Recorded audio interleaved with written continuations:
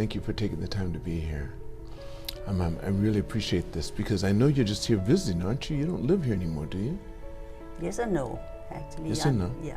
I still live here. I'm not here that often because I also do some stuff in Europe now, but I still live in Japan. Okay. You live in Japan now, so but how often do you come back and forth? I'm here like 3-4 times a year. Yeah. Wow. Okay, then I will be seeing you quite a bit. Yeah. That's good. So we will be able to do a second one. Now, what did you tell me your passion is? My passion is right now it's ADHD and especially undertreated ADHD, where you see it in grown-up people, adult people.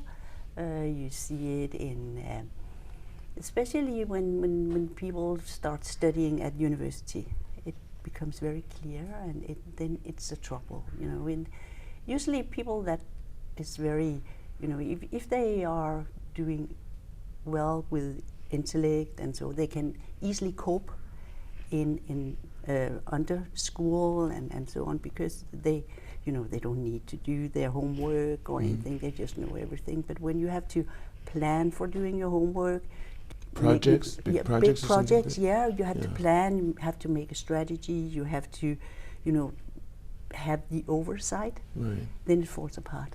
But tell me about this, because I don't know that much about, I mean, I've heard the term a lot, ADHD. I think when we were, is this something that's new, or was it always something out there, like even when I was young? I think it has always been out there.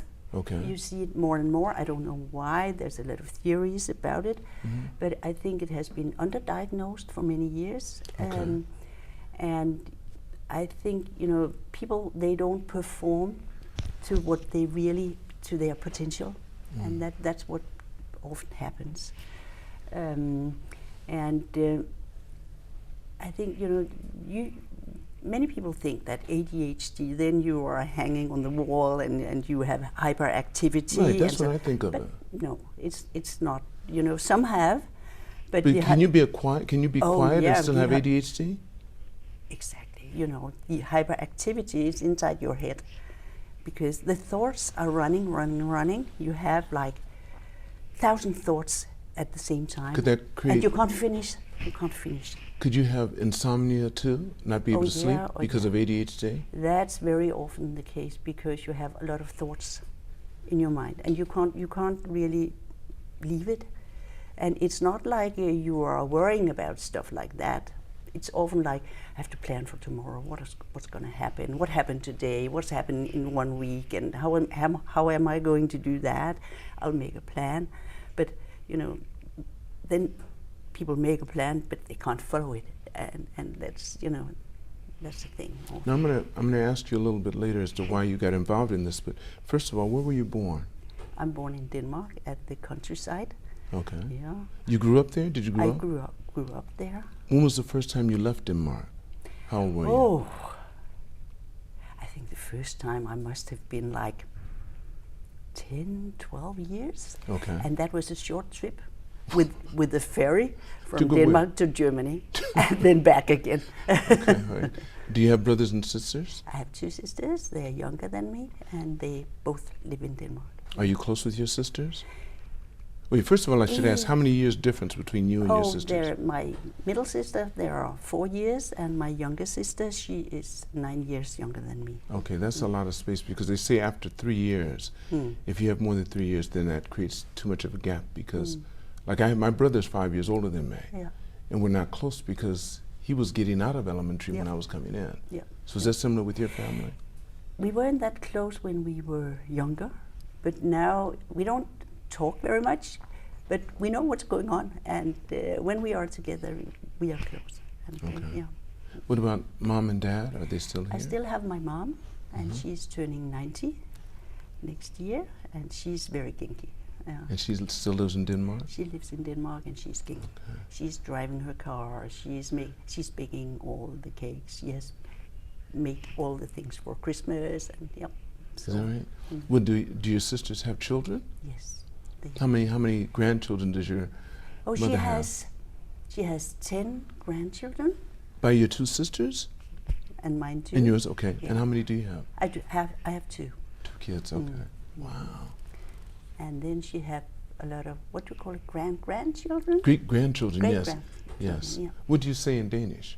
We say oldebørn, Ollebørn. Okay, what do you say for grandchildren? børnebørn. Børnebørn. Yeah, your children's children. Children. I like that. Wait, Pierre, can you speak Danish too? Of course. No, but you're not from Denmark, are you? Yes, yes. I thought he was. Why did I think? I thought he was from somewhere else. I thought maybe you were from Norway or We something. went to high school together. Do you want that story? Both of you went to high school together? Yeah.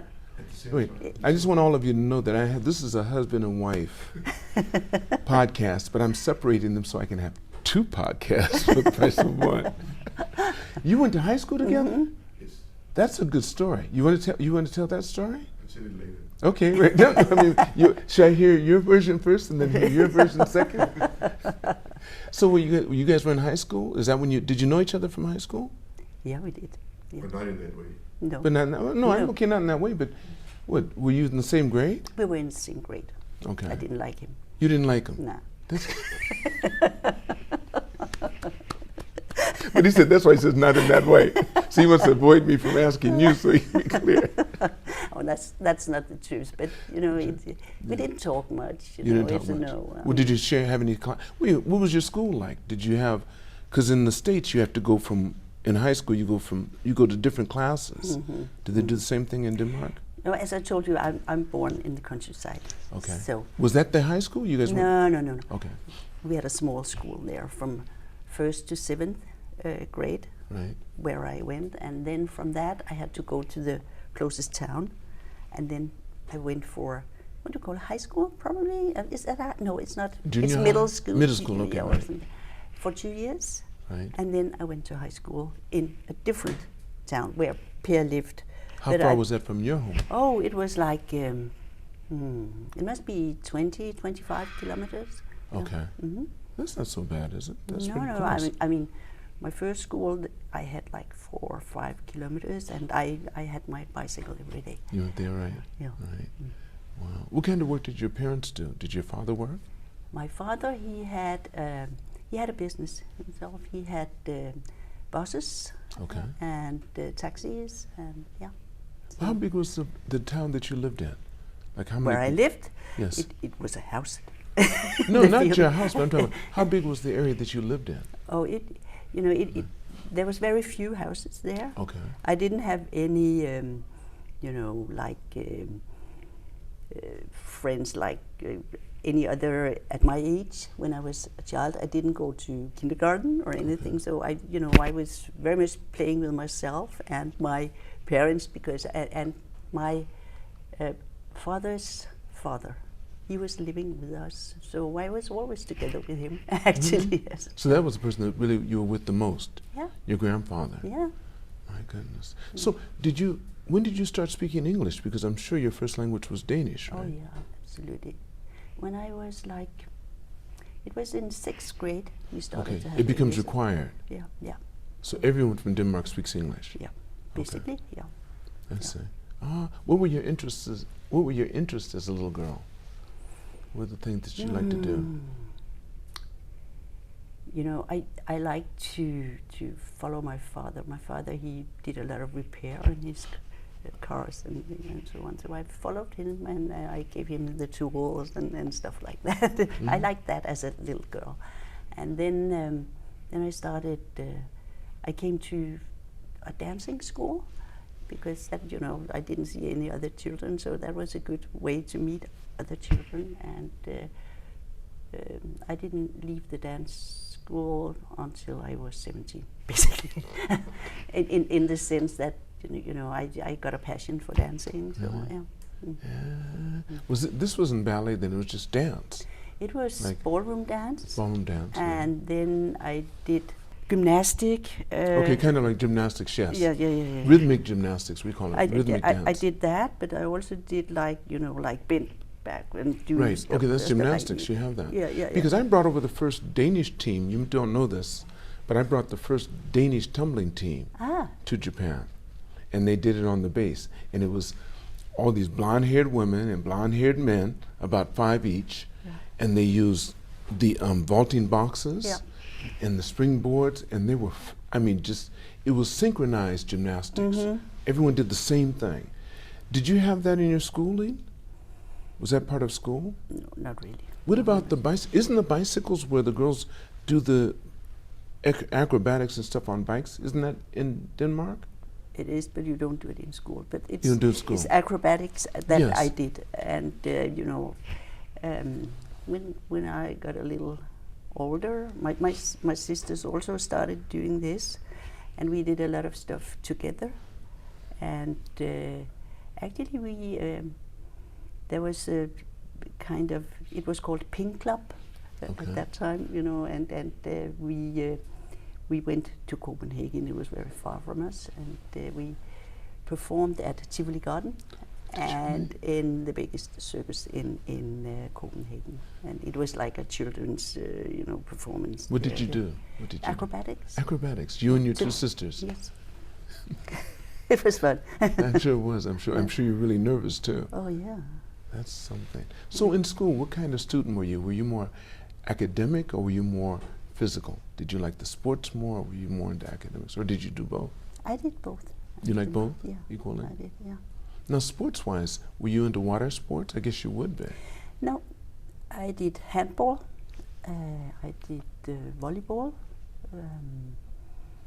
A little badminton, but I'm not very good at it, so it wasn't successful. So, but yeah, that was what I did. But why is it, I see you in pairs sailing all the time. Is that your passion as well? It wasn't at that time. Okay. You know, I started sailing when I came to Japan, and you know, I think if I hadn't had that in Japan, it would have been difficult for me. You know, growing up in the countryside, you had a lot of space around you. Coming into Tokyo, you know, people all over the place. You know, and then when you could get out on the water, you have the wide open, and you know, it was so good. It really, I think it helped me a lot to adjust to Japan. Really? Yeah. Well, tell me, was Japan your first time outside of Europe? Yeah, it was the first time I lived outside of Europe, yeah. Okay, so you stayed in Europe. So you went through, did you go to college as well? Yeah. Okay, and that was also in Denmark? Yes. And what was your major? What did you study? I am a medical doctor. Yeah. What's your specialty? Psychiatry. That's why you're ADHD. That's what I do. Okay. But that's not what you always studied, is it? ADHD? Was that the thing that No. you... I mean, I did my PhD basically in psychotic diseases, in the way I looked at the side effects of antipsychotics. So I did animal experiments, and I have always been interested in, you know, like depression, schizophrenia, the big serious diseases. You know, it's when I came to Japan, I couldn't work as a psychiatrist here. So I got a job in Eli Lilly, and they had to market a new antipsychotic. So, and it was one of the pharmaceuticals I have studied basically in Denmark. So I knew a lot about it, and the first couple of years I were here in Japan, I was traveling basically all over Japan together with an interpreter, and talking about this new product, talking about treatment of schizophrenia. How do we do it in Europe? How do we do it in Denmark? And it was a little different from what they were doing in Japan at that time. Is that right? So you're keeping up with what they were doing in Europe? Of course. Yeah. Wait a minute. How old were you when you decided to move to Japan? 45. Oh, 45. I thought you came earlier. Your biggest passion right now, what do you plan on doing with it? ADHD. Are you I'm seeing patients, actually. But not here?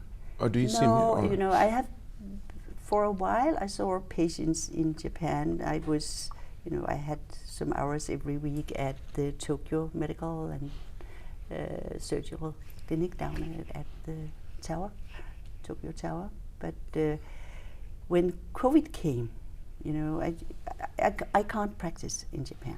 I can't get any license here unless I have to go through all the process, right? And you know, it would take forever. That would take forever. Right. and I could probably not pass anyway. So when COVID came, I thought, you know, I'm a medical doctor, I can't do a thing here, you know. So I went to Denmark, and then I said, I can work as a doctor here, and I started working in a hospital.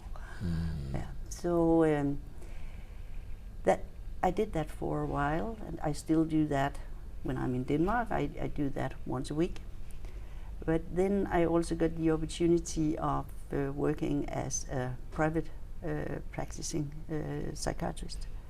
So now I work in a clinic together with 2 nurses specialized in psychiatry, and one nurse, she's also specialized in psychiatry.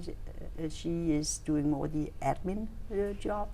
So we have this clinic, and I'm seeing a lot of patients there. So when I'm in Denmark, and with the new technology, I can see the patients even when I'm here on video. I mean, it's yeah. I don't need to do surgery or anything. I just have to speak with them.